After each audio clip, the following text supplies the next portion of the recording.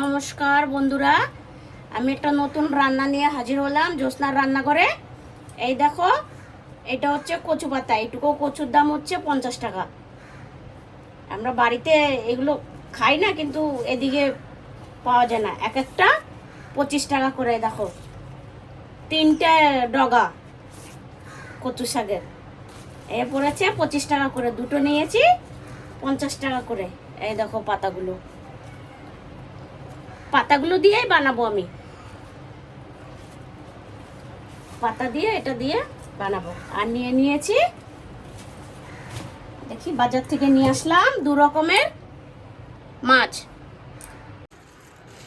2টো packet নিয়ে এসছি। দেখি 2টো প্যাকেটে মাছ আছে।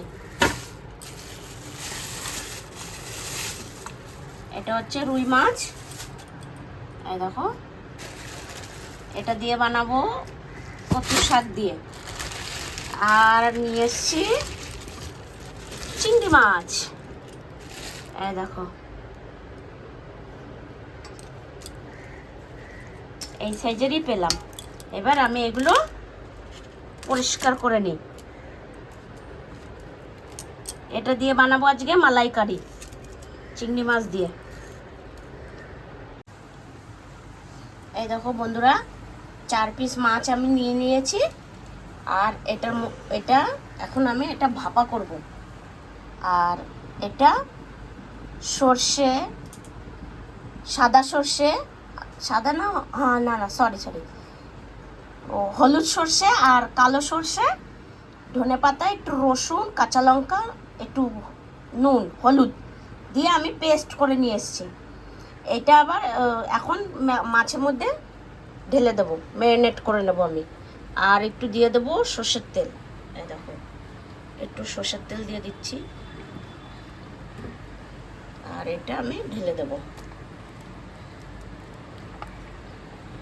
আর এটার মধ্যে আর একটু নুন,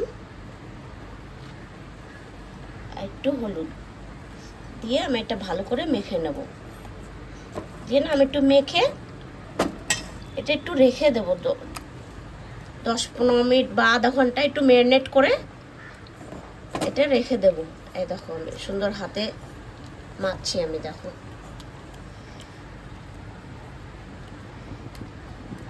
মাখাটা আমার হয়ে গেছে। এই দেখো কত সুন্দর মেখেছি।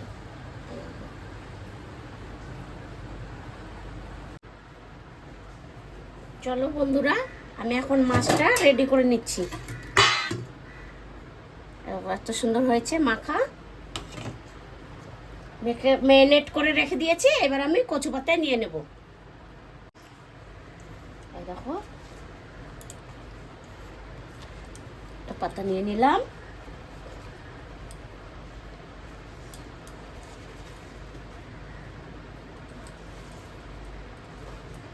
আর একটা পাতা নিয়ে নিচ্ছি। আমি পাতাগুলো খুব সুন্দর ধুয়ে, পরিষ্কার করে ধুয়ে রেখে দিয়েছি। আমি মানে ঘন্টাখানিক তো পাতাগুলো ভিজিয়ে রেখে দিয়েছিলাম। এখন মাছটা দিয়ে দেবো। এটাও দিয়ে দেবো আমি খানিকটা।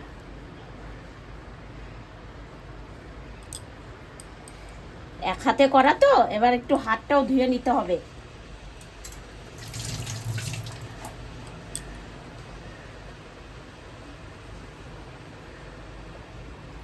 এইভাবে দিয়ে এইভাবে সুন্দর করে একদম পুরো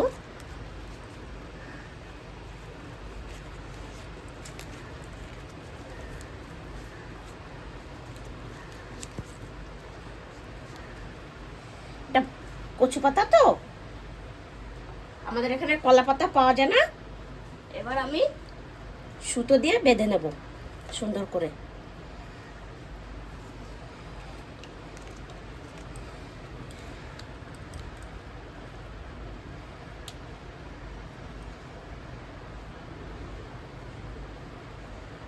দেখো, বাকি এগুলো সব এরকম করে নেব আমি।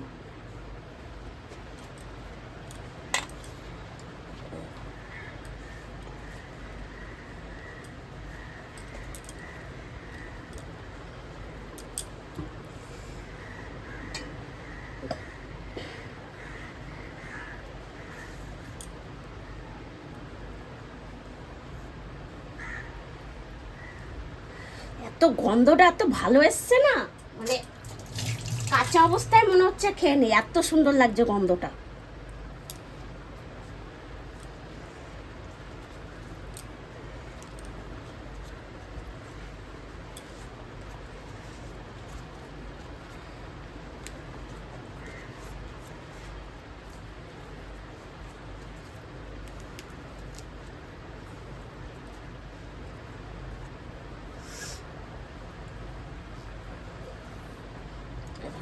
করে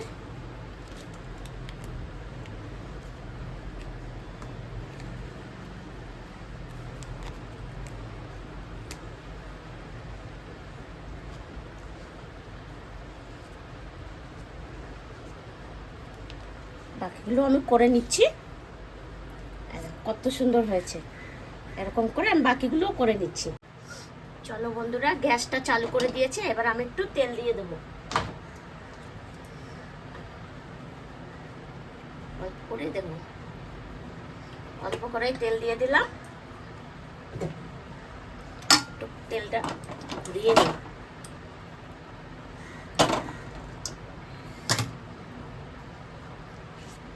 এবার আমি মাছটা দিয়ে দেবো।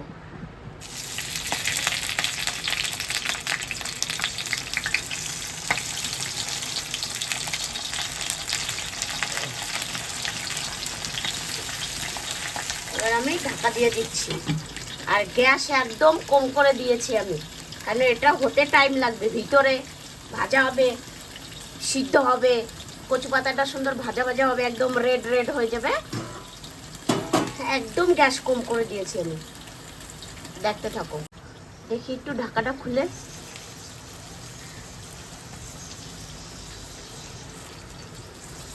টাইম লাগবে বন্ধুরা, সুন্দর গন্ধ বেরিয়েছে। দেখি বন্ধুরা ঢাকাটা খুলে,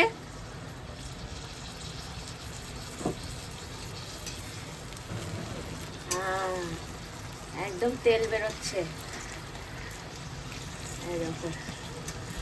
সুন্দর ভাজা ভাজা হয়ে গেছে।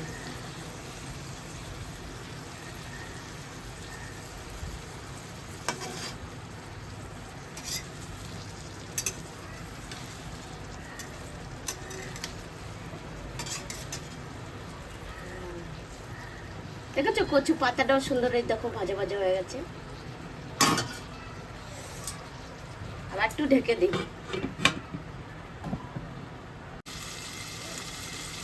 দেখো বন্ধুরা, ঢাকাটা একটু খুলে দেখছি কিরকম হচ্ছে। ওই দেখো একদম ফুলে উঠেছে।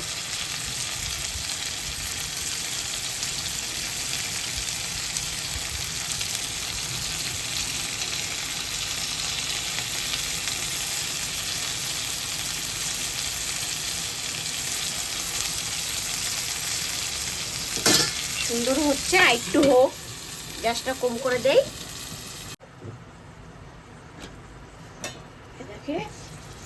দেখো বন্ধুরা, খুব সুন্দর হয়ে গেছে, খুবই সুন্দর হয়েছে। দেখো আমি এবার এটা নামিয়ে নেব। একদম কচু পাতা শুদ্ধই খাওয়া যাবে, গরম গরম ভাতে এত টেস্ট হবে না খেতে।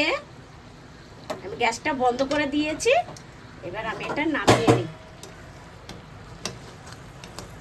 দেখো একদম পুরো তেল বেরিয়ে গেছে।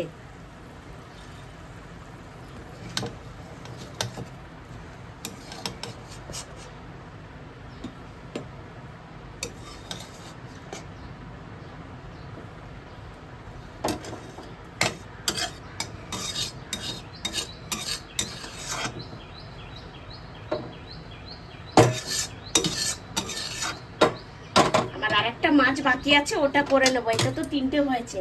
এই দেখো বন্ধুরা, কি সুন্দর হয়েছে দেখতে, দেখেছো?